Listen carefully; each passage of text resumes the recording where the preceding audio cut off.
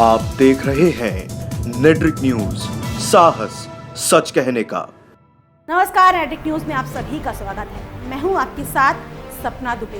Acting की दुनिया से राजनीति में कदम रखने वाले शत्रुघ्न सिन्हा आजकल काफी सुर्खियों में है। जब तक वो बीजेपी में रहे उनकी छवि एक बागी नेता के तौर पर ही रही, और जब आने वाले लोकसभा चुनाव के लिए बीजेपी ने उनका टिकट ही काट दिया तो फिर तो उन्होंने अपने दबे हुए दर्द को उजागर ही कर दिया।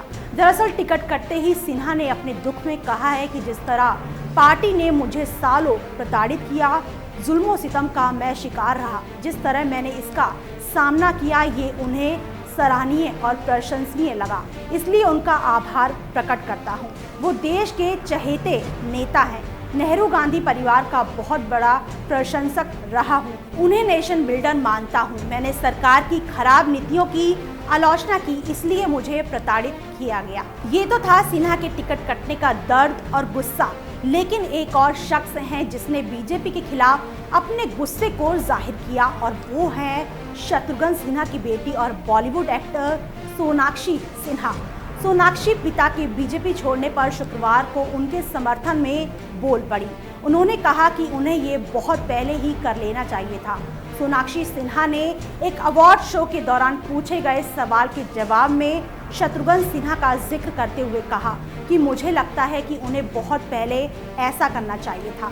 उन्हें बीजेपी में वो सम्मान नहीं मिल रहा था जिसके वे हकदार थे। शत्रुघ्न सिन्हा और सोनाक्षी सिन्हा के ऐसे बागी बयानों को सुनकर ही अनुमान लगाया जा सकता है कि बीजेपी में रहते हुए शत्रुघ्न सिन्हा पर क्या बीत रही थी, या फिर ये भी बड़ी सरलता से समझा जा सकता है कि वो बीजेपी के सदस्य रहते हुए भी खुद को कितने उपेक्षित महसूस कर रहे थे। तभी तो लोकसभा सांसद शत्रुघ्न सिन्हा ने गुरुवार को नई दिल्ली में अपने निवास पर पार्टी अध्यक्ष राहुल गांधी से मुलाकात की, और राहुल के साथ हुई बैठक के बाद इस बात पर मुहर लग गई कि सिन्हा बीजेपी छोड़ कांग्रेस का दामन थाम लेंगे।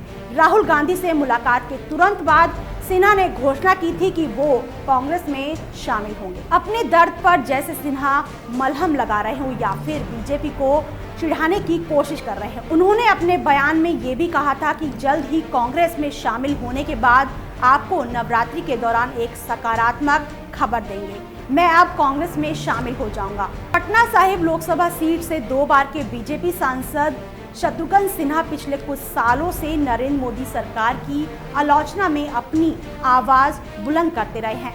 सार्वजनिक और सोशल मीडिया दोनों ही प्लेटफॉर्म पर एक बागी नेता का धर्म निभाते हुए पार्टी विरोधी बयान देते रहे हैं। शायद सिन्हा का ये वाला रूप बीजेपी को पसंद नहीं आया और उसने सिन्हा को दरकिनार कर दिया।